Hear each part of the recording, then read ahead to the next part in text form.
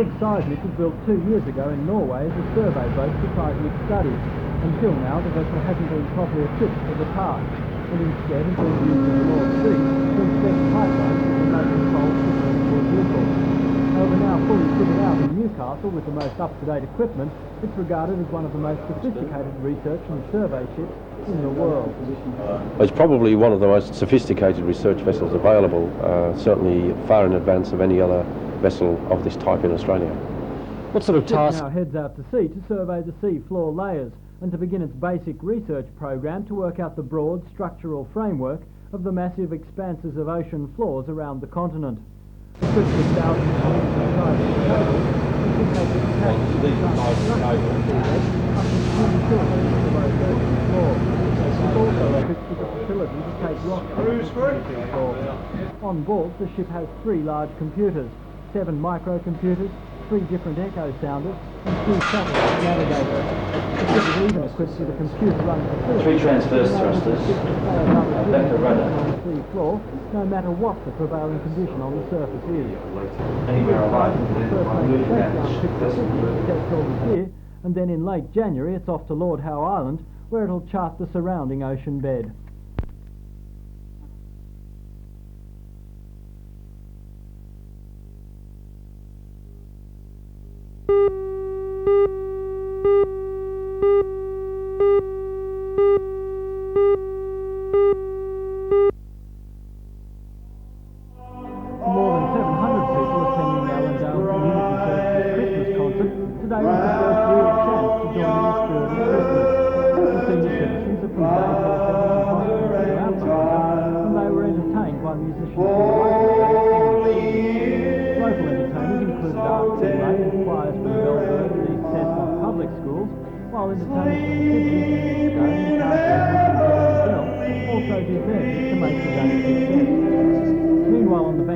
Macquarie, the Warners Bay High School band was giving a little Christmas cheer to senior citizens at Carey Bay Rest Home.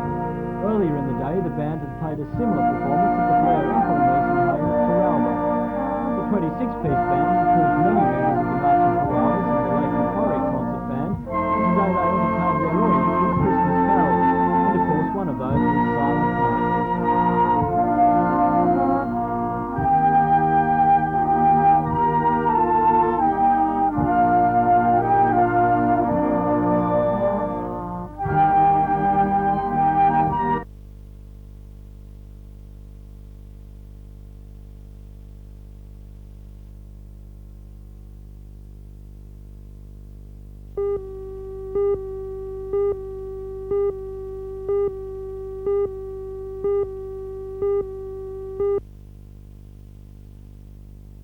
The 1985 industry profile emerges out of the old Hunter Region Directory. In launching the profile, Hunter Development Board member Mr. Ron Russell says it's a clear and simple outline of what the Hunters industries have to offer. Mr. Carol Gretzel from the Hunter Development Board believes the profile will be a success both here and overseas. I think very successful for us, especially internationally. We're going to investigate some additional mechanisms to place its publication before potential investors. In previous issues, we've been very heartened by the support we've received from the Department of Trade. We're certainly happy to work with them again this time. Also the New South Wales Government Overseas Trade Authority. On this occasion, we're looking to other avenues as well through participating companies.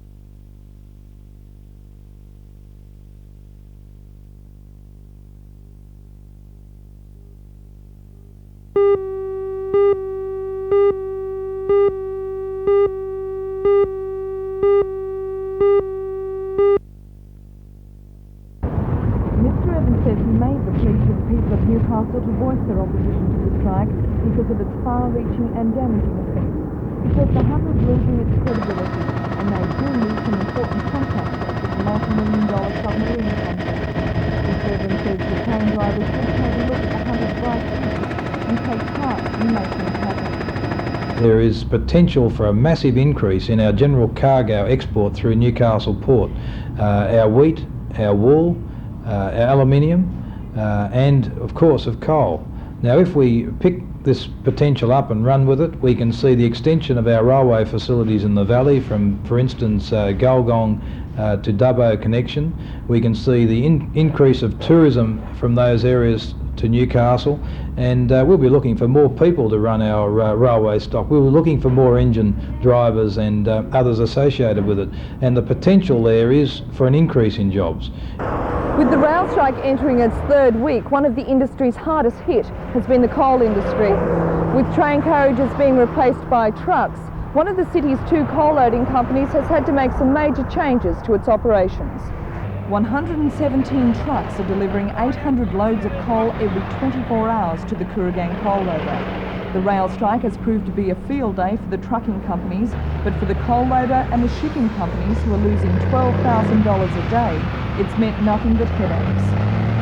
The Kooragang coal loader is not equipped to receive coal by road transport, so a number of adaptations have had to be made. This is usually how it's done. Carriage by carriage, the coal is dumped into pits and carried by conveyor belt to the awaiting ships. But the rail strike has changed all that. Firstly, we've had to clear our pads so that we could have room to allow vehicles to come into them, which took a little time.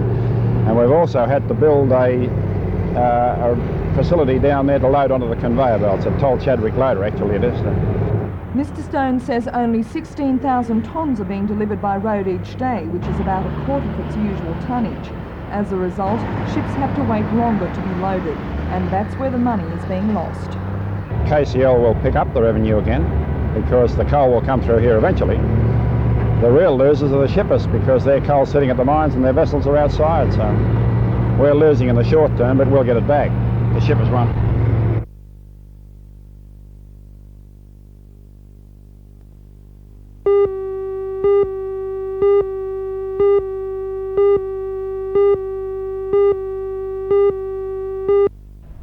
The club launched their new surf boat bearing the sponsor's name, Gaswell Tool Centre. The company's Neil and Marilyn Dunning were on hand. Great pleasure. May the team of... and present members of the Redhead Surf Club. At the same time, the beach received an unwelcome visit from a 2.5 metre long shark. As swimmers made haste for the shore, our unexpected guest was met by the club's IRB rubber ducky. The shark soon got the message he wasn't wanted and left the club to return its attention to the new surf boat. $7,000 boat built by Burton's at Gosford is top of the line. The Surf Club needs a new boat about every 3 years, and this one for Redhead is timely. Late today at the Swansea Belmont Surf Carnival at Ratcliffe Beach, Redhead, using this new boat, scored a good win in the A Group. In doing so, all but securing its place as the Newcastle Drag Club contest the main Nicholas Strait Surf Boat Final in Sydney.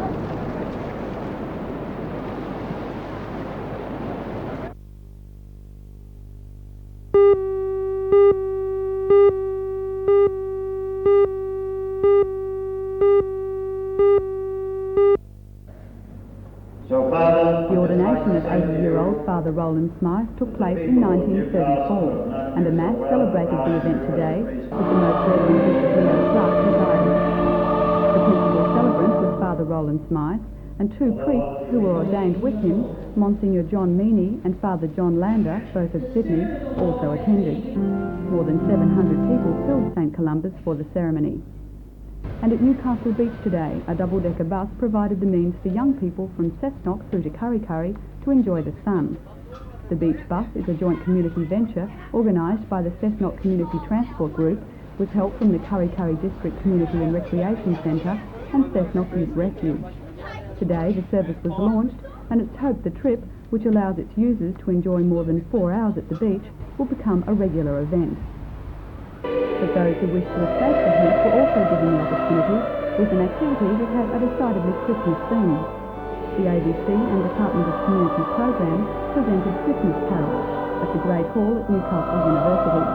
The event attracted a large crowd eager to get in some practice. They were led by the NBN Children's Christmas Choir.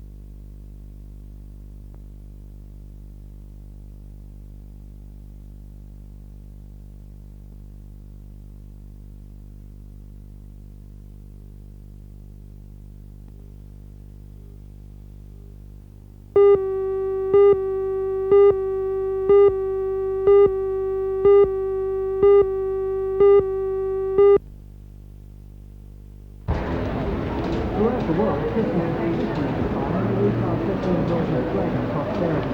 The pioneer of more recent reforms and those that keep them going shop to what might be more luxury experience.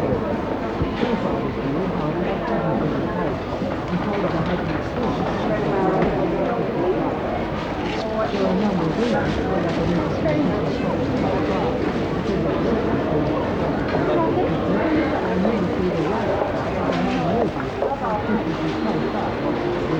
I think it's having a terrible effect on all of us. We just can't understand why this problem has arisen to start with, and why it hasn't been completely solved, although it looks as though it's close to being solved now. And until it's completely solved, I'm not sure that people are going to open their wallets and their purses and spend as they have in previous years. I think there's a reservation about people at the moment. There's still a week to go before Christmas. How do you see it going from now on in? Well, I think it'll be a real boom week if the rail people see the light and say, yes, we've put this behind us and it won't happen again. Trading in the region has not been disastrous, however. In fact, with retailers reporting sales at any time of the year other than Christmas, they've been calling it a huge success. Like Christmas, retailers expect things to go right. We've had a real hum in the store today. I think it's taken off. So I think this week will be a boomer. We've had a real hum in the store today, and I think it's taken off. We have an extra trading day this year, next Monday, and most of the retailers in the town have only been getting last year's figures. But with that extra trading day, I think it'll come from behind, and I think we'll finish up with December being 7 or 8% over last year.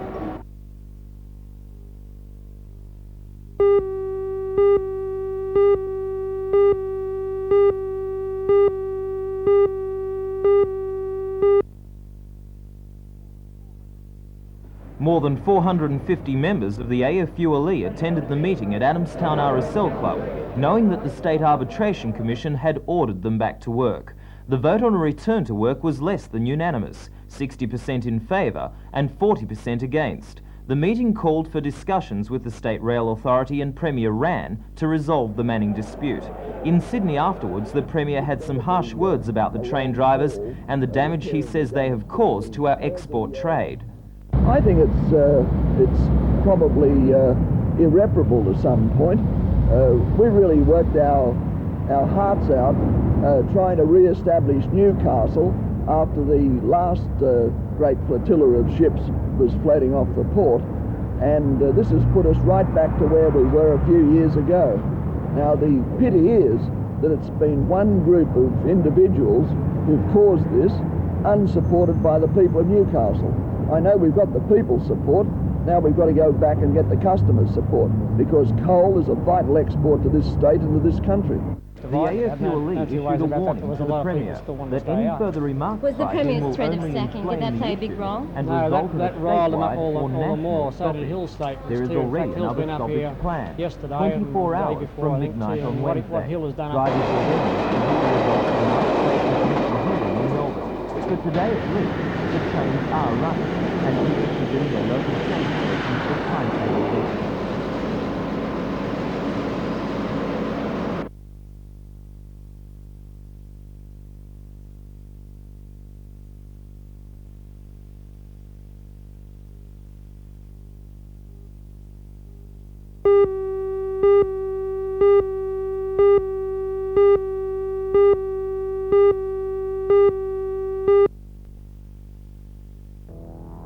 It seems appropriate that this exhibition should be held at the Newcastle Workers Club.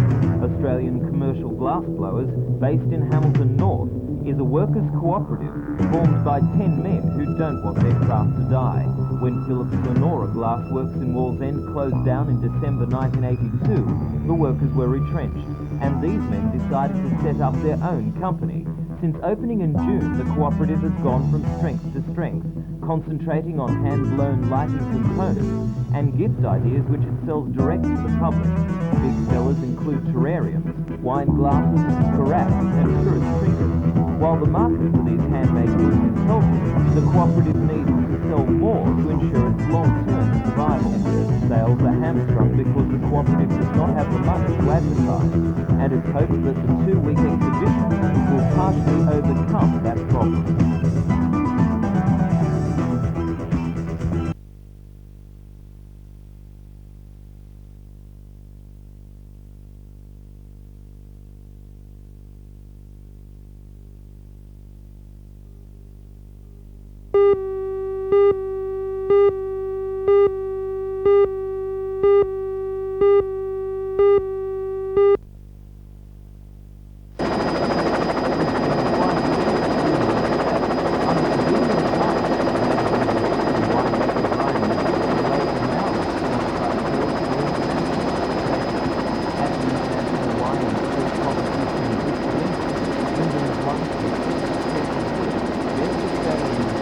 As well as picking up 13 other medals.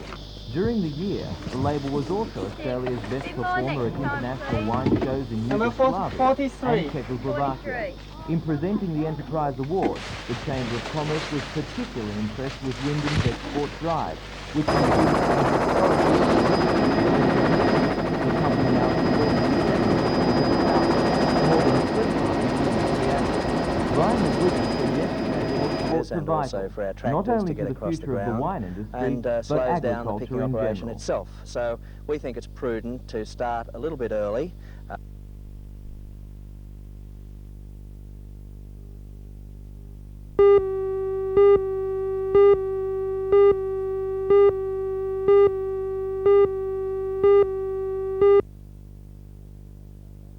Hopefully not long. I've given a time scale of about 12 months.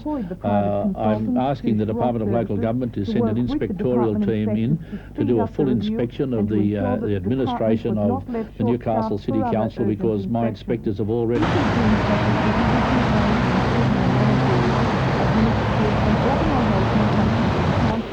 The inspection will take 6 weeks to complete according to Mr. Stewart and will start early in the new year. Mr. Stewart says with both the departmental inspectors and the private consultants on the job that the government should be able to keep its promise to the people of Newcastle that they'll be able to elect a new council within 10 months. The 1985 draft budget for the Newcastle City Council administration has also been tabled today. It was adopted by the administrator, Mr. Saunders, who has placed a 5.5% increase on land rates, which is 2.5% below the government's ceiling. The town clerk, Mr. Barry Lewis, says the council will balance its budget with an expenditure of some $45,823,000.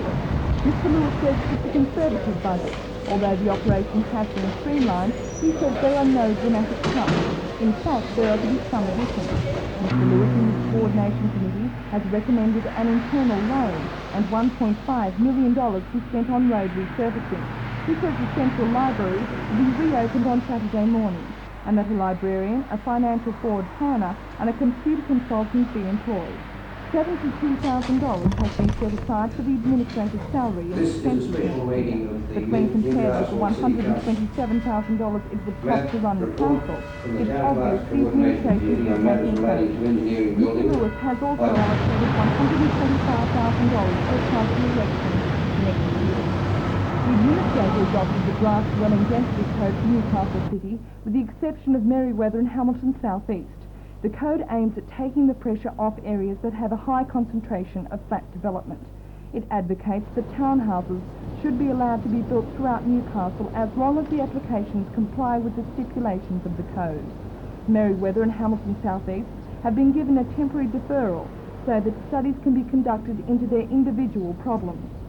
The administrator has decided that the council and the Hunter District Water Board investigate sewage and drainage problems in Merewether, and that the Department of Environment and Planning and the National Trust undertake a conservation study in Hamilton South East to see if the residents' claim of the house is historically significant is valid. In another decision made by the administrator, ratepayers will soon be able to make their payments at post offices.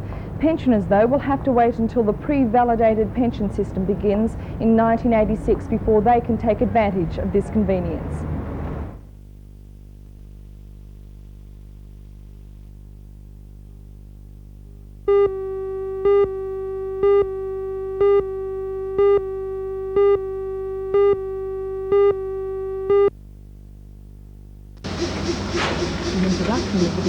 applied science nursing course next year has led to the construction of a new wing. The third stage and furnishing will cost more than $300,000. It's expected to be completed about June next year. It will be known as the Richardson Wing in recognition of the late principal of the college, Dr. Edward Richardson. Construction has also started on stage 2 of the college's ceramics block. The $200,000 project will include the expansion of existing studio space and 2 new gas kiln areas. A long-term $3 million project to remove all asbestos from the college is also continuing, with the replacement of the gymnasium ceiling at a cost of $250,000.